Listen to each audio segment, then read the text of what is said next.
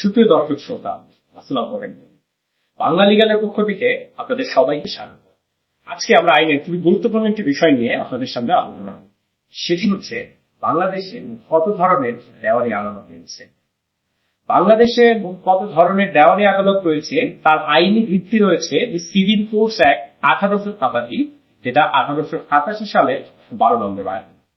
উক্ত আইনের 3 নম্বর ধারায় বলা হয়েছে বাংলাদেশে মোট 5 ধরনের সিভিল আদালত, সিভিল কোর্ট রয়েছে।